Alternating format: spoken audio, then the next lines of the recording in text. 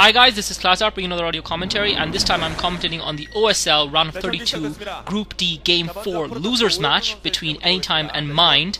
And this is obviously a must-win match for both of these guys. Both of these players, whoever loses this will be out of the OSL, and I'm sure they don't want that. So it's a desperate game, and we might hopefully see some desperate measures from these guys, short of obviously getting out of the booth and running across and beating up your opponent with a pop stick.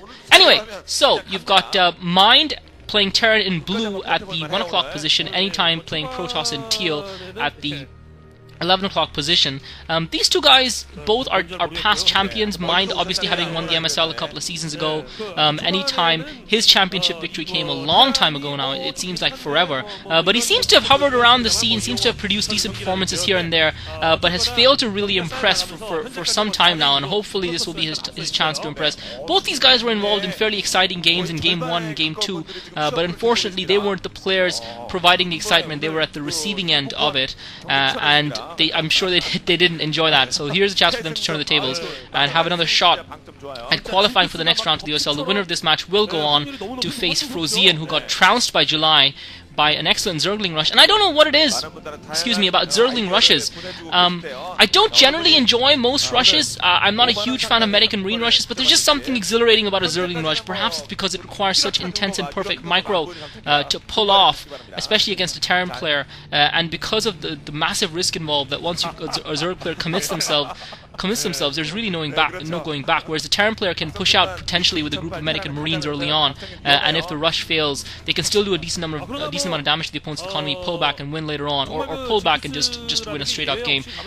Anytime sending a reasonably early scout out after putting the gateway down, I personally feel that Protoss players should scout right after the first pylon, especially on a map like this. You never know what your opponent's up to, you might not scout in the right direction to start with, but Anytime's got to scout into Mind's base as it is. Mind's still yet to scout, so he's not aware of what Anytime's up to. Luckily for him, his build should cover Anytime's reasonably well. Both players going for similar starting builds. Mind putting down the racks and the extractor, Anytime putting down the gateway and the assimilator, but Anytime's gotten his probe in there and has seen exactly what Mind is up to. The racks now goes up for Mind, so Anytime's just going to pull that probe out. Comfortable scout for Anytime. He's putting down his cybernetics core meanwhile, and it'll be interesting to see how the players' strategies divert from here. This is an interesting map, Andromeda. I personally am still unsure of how it balances out in Terran versus Protoss play. I would feel that probably over the longer term it would benefit the Terran player, especially with the choke siege, being able to shell both the natural expo as well as the min-only expo off the opponent, and in that respect I think that Terran players do have a slight edge on this map, but it'll be interesting to see how it pans out, how the statistics for it turns out. Mind being forced to send 2 SCVs to scout because he's scouted so late. He needs to get that scout ASAP and see what his opponent is doing, and it might give Anytime a chance to get that first Zealot or Dragoon out onto the ramp. Looks like he might be going straight for a Dragoon because I haven't seen a Zealot yet. He has got a probe trying to block that ramp off against Mind, so he might be able to deny Mind the scout if he can do that. But actually, the SCV is going to get through, so the lone probe not enough to stop the SCV. The Dragoon pops out. Anytime gets a couple of hits on the SCV, but it's going to get through and scout Anytime's tech. So Mind knows exactly what Anytime is doing as well. He's seen the gateway, he's seen the cybernetic score. So unfortunately for Anytime, he relied on the single probe. Looks like he'd need at least 2 probes to block that ramp. I think he was hoping that he would have the Dragoon out in time, and then with the Dragoon along with the probe would be enough to block the ramp. Meanwhile, Mind has decided to expand straight away, having gotten that scout in. He's taking his natural expo. His ramp is obviously blocked off by 2 Marines, and lucky guy.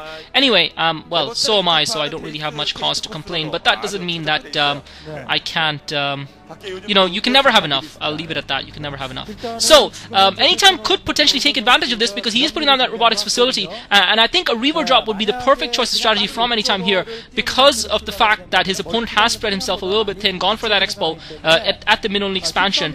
Mine has gotten his machine shop down with his factory and is researching. I have no idea what he's researching in it. Potentially, probably spider mines against Protoss player just to delay his advance a little bit. And we'll be interested to see whether Anytime actually goes for the robotic support bay next, or whether he just decides to get an observatory and then decides to expand. I personally think that versus a Terran player, it's important to get that harass in. Again, Anytime Mind trying to get that scout up the ramp, Anytime successfully blocking it on this occasion. The robotics facility going up. Looks like Anytime is going to be ready to plonk down his next building, and it is an observatory. It is, so we won't be seeing a fast Reaver drop coming down. We've seen the vulture out, so it's probably are probably going to be spider mines being researched in that machine shop have been researched. Yep, exactly, by Mind. So game nicely set up here. Mind probably having the slight advantage, getting that command center down. He'll be macroing up quite heavily. Anytime, only now taking his Nexus. So Anytime to me is behind as far as I'm concerned at this game. He doesn't have a great tech advantage. He's gone for the observatory first. I personally would have thought a Reaver drop to slow his opponent down would have worked wonders. He's obviously not gone for that. I still don't see a robotics support base. It'll be interesting to see what Anytime does. He's moving a probe towards the northern edge of his map, towards the right corner of his base. Probably try to put a hidden pylon down or a scouting pylon down there. A couple of things I wanted to mention. Second factory going down. He's got a siege tank out. Second factory going down for Mind. He's looking to be in a very strong position now. Anytime putting down another Nexus, so taking his natural expo and the min-only expo simultaneously, and we might be seeing some sort of a fast carrier build potentially here from Anytime. And the only thing that might work in his favor is the fact that Mind has chosen to expand. So Mind isn't going to be ready to push out early on in this game, but he's going to be able to make maximum use of that maneuverability. Meanwhile, he's getting that engineering bay up. That's not going to bother Anytime too much since he's not going for drops as it is. So that engineering bay up, probably more of a precautionary procedure from Mind. He's got racks floating in the middle as well. Now the robotics support bay going up. It's going to be far too late if he's intending to drop Reavers behind his opponent, and I can't think of any other purpose behind it. Meanwhile, Anytime has gotten the scout in with the observer, so he's seen that min-only expo. He's obviously seen that the natural expo has not been taken by his opponent, so it'll be interesting to see how that affects Anytime's gameplay. Mind obviously does not know what Anytime's up to. Anytime cleverly blocking off that choke of his with four Dragoons. So yeah, a couple of things I wanted to mention. One is a website, sc2gg.com. You guys should definitely check it out if you get a chance to. It is a pretty good new StarCraft website, and the unique thing about it, another command center being built by Mind. So Mind looks like he's ready to take his natural expo as well.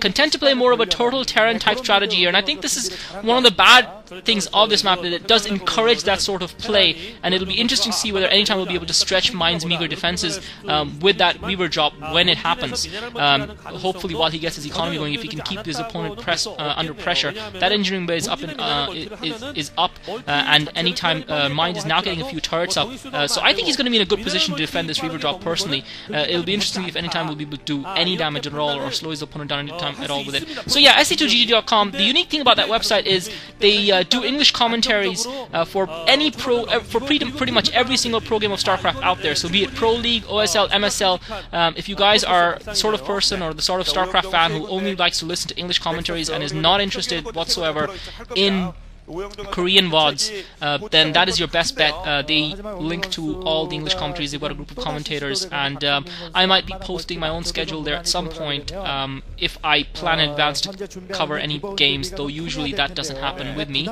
But anyway, so that's a good place to check out for you guys. Diggity and Moletrap post there frequently as well. The other thing I wanted to mention is PMs. A lot of you guys, and meanwhile we've got the shuttle moving out from Anytime, so this is going to be critical here. I'll get back to you guys on the PMs in a second, but this is going to be absolutely critical. The SCV there is going to see that shuttle coming. Anytime obviously not floating over the middle base at the 12 o'clock position, so he avoided the racks there, but he's been scattered. He's now dropped the 2. He's got 2 Reavers, so Anytime dropping 2 Reavers, he's going to do massive damage here to Mind. He's managed to take out a load of SCVs. He's gotten about 6 to 8 SCV kills there, I think.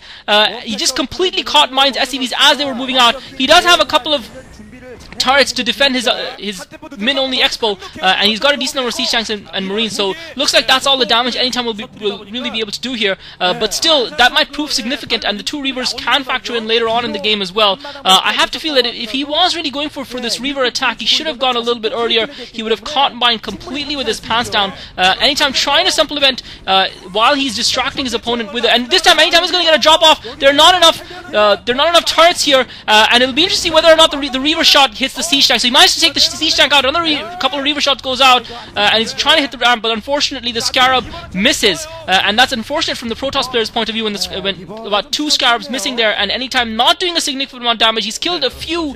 Fair enough, he's killed a few SCVs, but I'm not sure if he's done enough damage to really tilt the balance in his favor, considering that Mind had his command center up and running earlier than him. I think Mind's got enough to recover from this. Mind obviously not having enough turrets to cope with the Reaver drop, but defended very well nonetheless. I think Anytime just gave him too much time. If that drop had come a couple of minutes earlier, it would have made all the difference. Now the army's going down. He's going to have Goliaths out, and that's going to help him defend comfortably against that shuttle.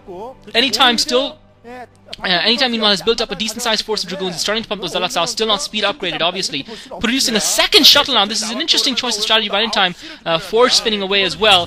He's doing a couple of Zealots for Zealot bombs. Looks like Anytime is ready to make some sort of a push here against his opponent. Meanwhile, Mind scouring them up with his vultures, putting down spider mines. So yeah, I wanted to talk to you guys about the PMs.